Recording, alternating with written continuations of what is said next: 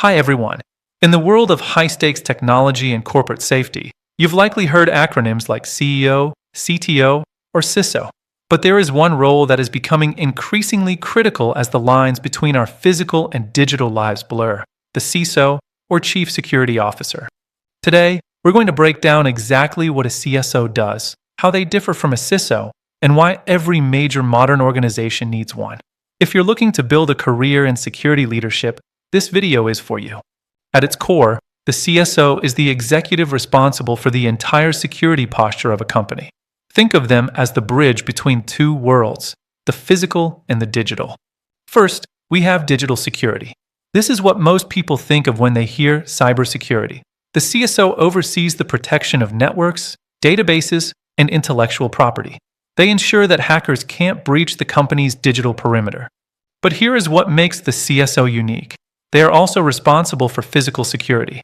This means they manage the security guards at the front desk, the badge access systems on the doors, and even disaster recovery plans for events like fires or floods.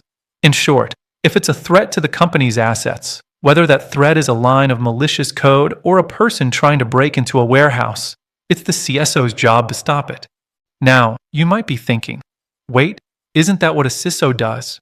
Well, not exactly. Let's look at the difference. A CISO, or Chief Information Security Officer, is a specialist. Their focus is almost 100% on information. They live in the world of data, encryption, and cloud security.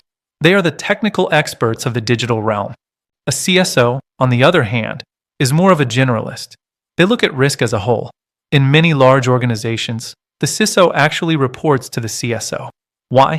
Because a digital hack often starts with a physical breach, like someone stealing a laptop or finding a password written on a desk. The CSO connects these dots to create a total security strategy. To really understand this, let's look at 3 quick examples. Scenario 1, the data center. A hacker might try to breach a server remotely. That's a digital threat.